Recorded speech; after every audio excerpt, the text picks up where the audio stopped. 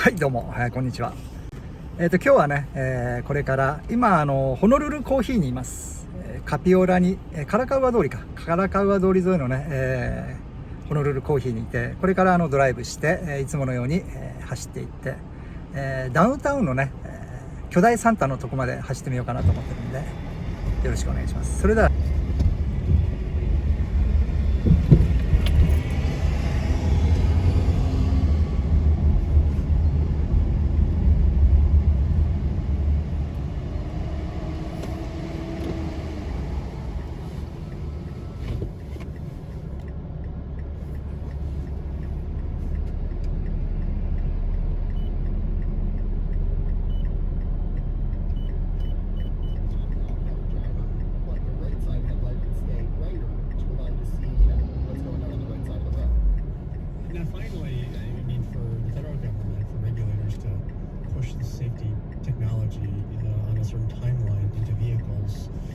for some makes a whole lot of sense for safety reasons, but as far as the price tag for vehicles, I mean, what are the implications there?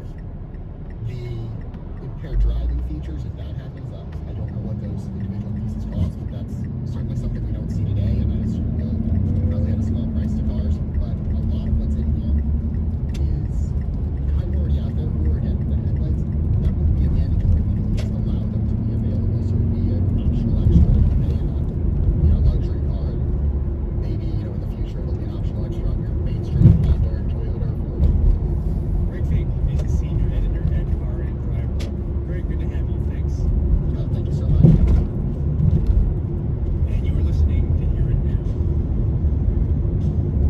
This is Here and Now on HPR, member-supported Hawaii Public Radio.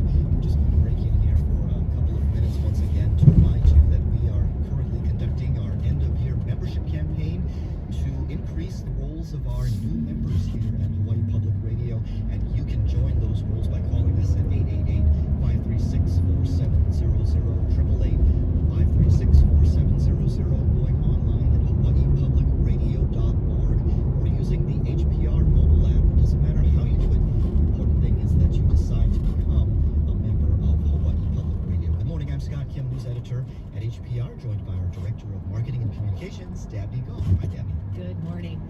We've got a goal of $3,000 for the hour, and we're exactly halfway there. We need to pick up a little bit more momentum in order to meet this goal on time in the next 22 minutes. Whatever you're able to contribute on a monthly sustainer level, $10 a month, $20 a month, you will help us stay on track for this end-of-year campaign.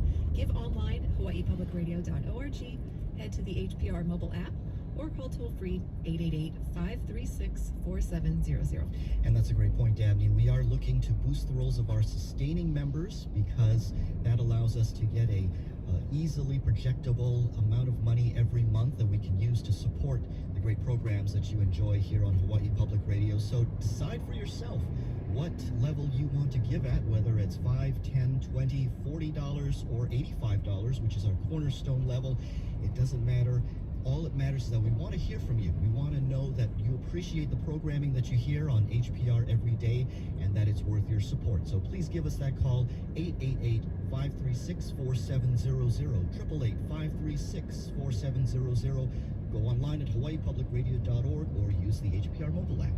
Your contribution will not only be supporting local and national news that you hear on HPR, but you'll be supporting our music programming like Hawaii Kula Iwi, our newest Hawaiian music show, hosted by Paige Okura, DJ Mermaid, Kani Kapila Sunday, and of course HPR2, your home for classical music. Your $10 or $20 a month is making all of that possible, which is pretty incredible. So if you're on the fence, know that we are going to use your contribution wisely and for a lot of different things that make your life richer. So go online and become a member right now, hawaiipublicradio.org. And the depth of the information, music and entertainment news that you hear on Hawaii Public Radio, you really can't find that anywhere else around the country.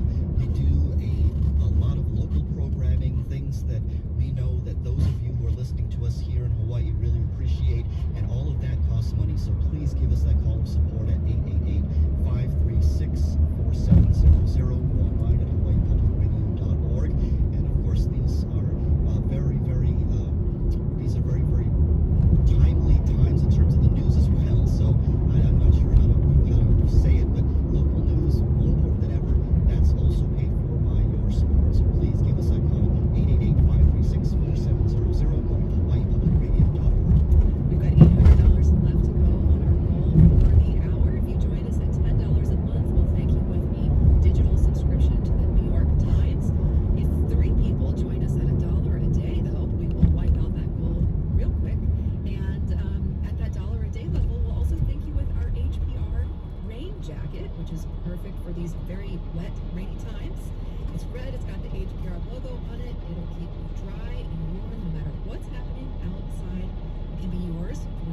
contribution of $31 a month at hawaiipublicradio.org or call 888-536-4700.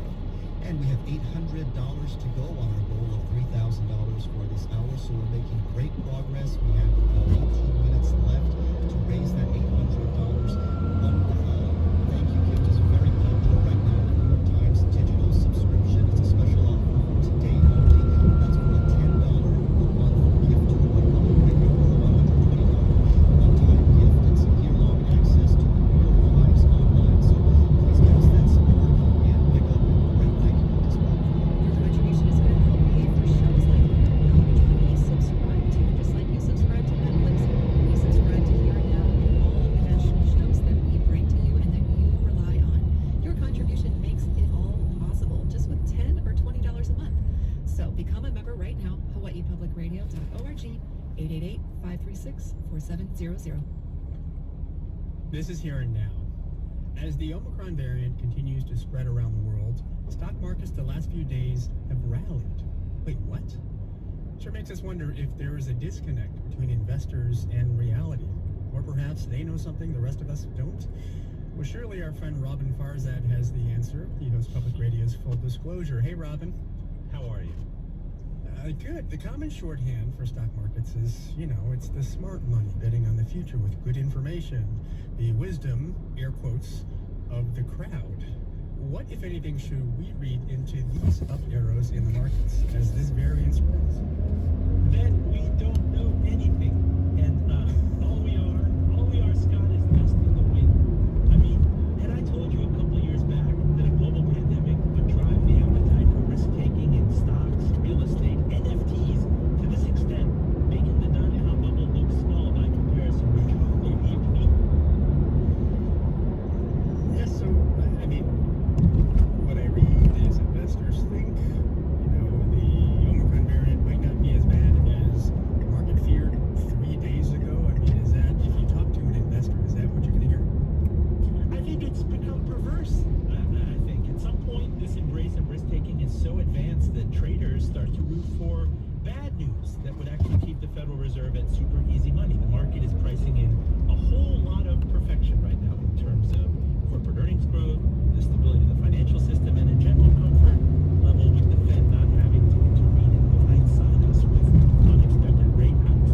That kind of jolt hasn't happened in a long time, so we're maybe seeing much more complacency in this market that would otherwise be justified. Wow. Well, as you say, in this pandemic market, the price of all kinds of things we can invest in has gone up a fair bit. My young kids have high nickels in stocks, and now they're convinced they're super geniuses. But I wonder what this tells us. I mean, has this pandemic been good for, say, some people who can invest in the market, but, not necessarily everyone? If you have capital in equities and bonds, real estate, heck, timber, the pandemic economy has been a boon to your net worth, much more so than those overwhelmingly dependent on their paychecks. It's an inequality that seems to only widen every time we see this kind of crisis, and those with risk assets emerge looking better for the ordeal. Yeah, where they talk about this K-shape, recovery. I mean, some of us are on one side and many on the other, many of us on the other. The stock market is supposed to represent what people are betting on for the future. So what sectors, what part of our economic future do investors think will improve? The supply chain, or COVID treatments, or hiring? I mean, what would you read into it? I mean, pick your checkbox. The very fact that the economy and corporate profitability were able to successfully traverse COVID so far. Don't forget about the Delta variant and January 6th. Fear of missing out, FOMO, eclipsing so many other impulses. I mean, valuations are rich here in the United States, but as we've seen before, they can overshoot in both directions for longer than most people had planned. Yeah, well, a lesson one way or the other that investors are learning in real time. Robin Farzad is the host of Public Radio's Full Disclosure. Thank you as always. Thank you, Scott. This is Here and Now.